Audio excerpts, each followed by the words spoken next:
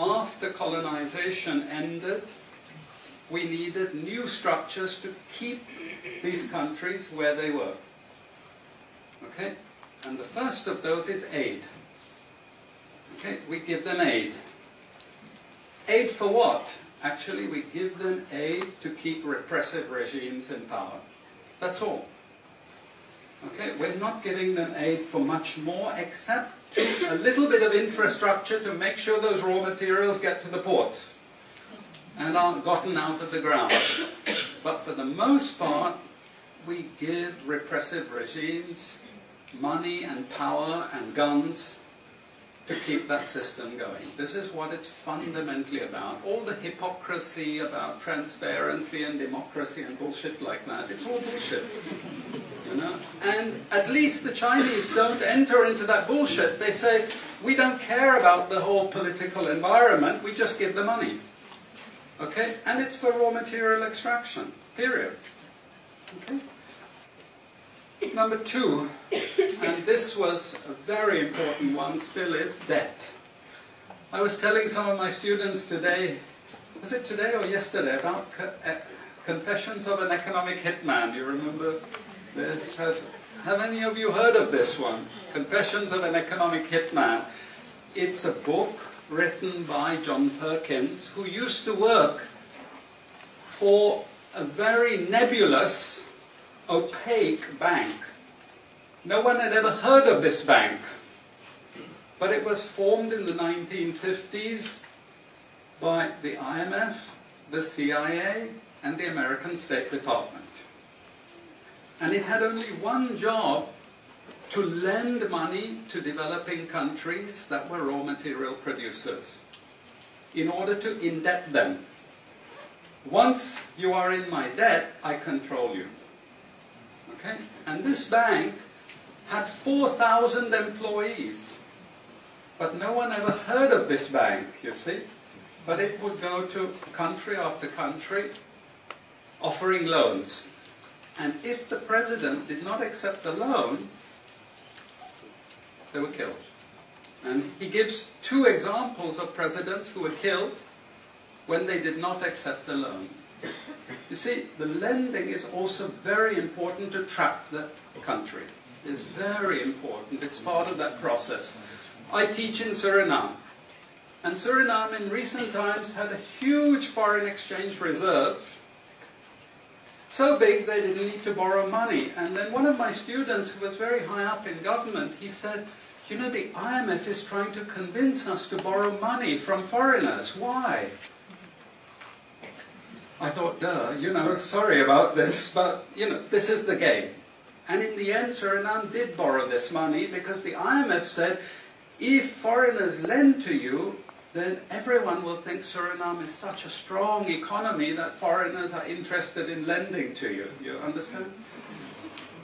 Before Lula came to power, you know, the previous president in Brazil, Cardoso, his predecessor, took a gigantic international loan. No necessity for taking the loan. Why? Because once I catch you with the debt strings, I hold you forever. You are my prisoner.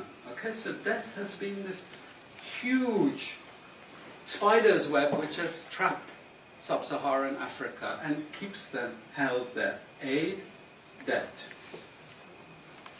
We have a third structure which is again not known by many people, but it's something that was put in place and continues to this very day, with no one discussing it. No one says anything about it. It is monopoly buying structures.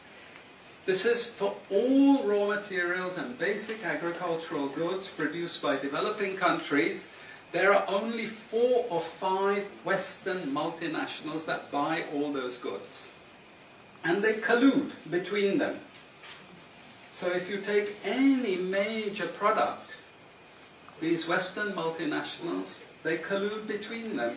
Even if we go down to banana production, we had a PhD done here at the ISS, and the person showed that the 4 or 5 major multinationals, they collude, and in order to make sure they control is total, what they do is they force all the producers to produce the same uniform banana. You know, the crap you buy in the West and has no taste at all. You go to any developing country, you know how a banana tastes, don't you? There's so many of them, lots of varieties, but we only market 1 or 2 types, so we have control, you see. If you don't produce at the price I want you to produce, I go to the next country. You see, we get control. So these buyers, they impose that control, and they keep pushing the prices down and down and down. Okay, this is the game. No one says anything about it. There are no commissions of inquiry to say, this is illegal, what you're doing. The WTO has nothing to say about this.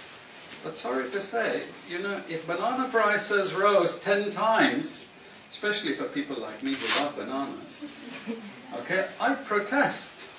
I like my living standards. Okay, it's the same with all the other raw materials, you see. We're all benefiting, we're complicit.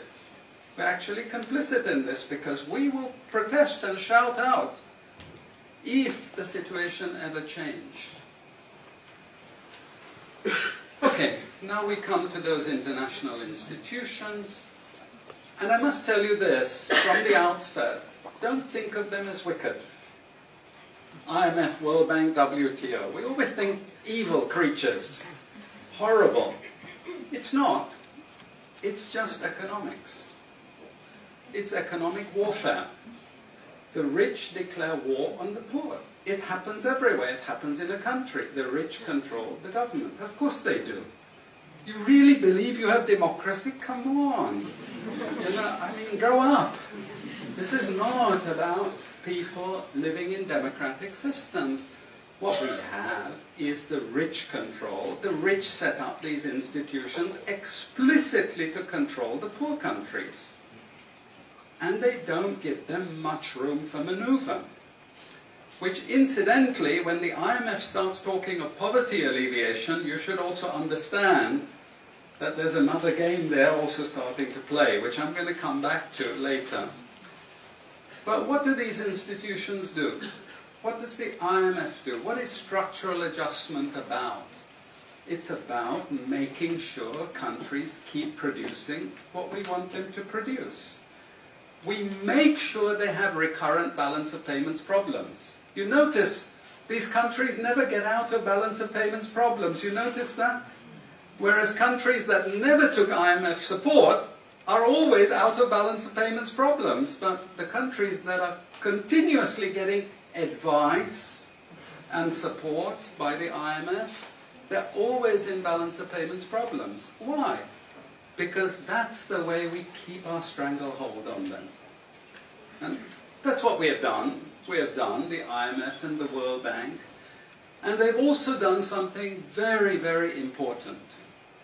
And that is they have destroyed the self-sufficiency of these countries. Colonization started it. Okay? One of the most important things is we destroy food self-sufficiency. Okay? And the World Bank continued it. They forced most countries to eliminate all food subsidies and food support. Okay? Because once you don't produce your own food, I increase my control over you. How do we know this? Well, a very funny thing happened some years ago. Not so funny, actually. It involved starvation of a large number of people in Malawi. Okay? Many of you could remember this because it was really tragic. But the Malawian finance minister, who was under terrible threat at the time, suddenly broke ranks and he said, well, you know why we had this famine? Because one of the conditions of the loan given by the World Bank was we destroyed all our grain surplus stocks. Why? Because remember, we want you dependent. 1970s, the US Senate, the US Congress said, we will not allow Latin America to produce their own food. We will start a strategy involving the IMF and the World Bank to destroy food self-sufficiency of Latin America. Then they will indeed be our true backyard.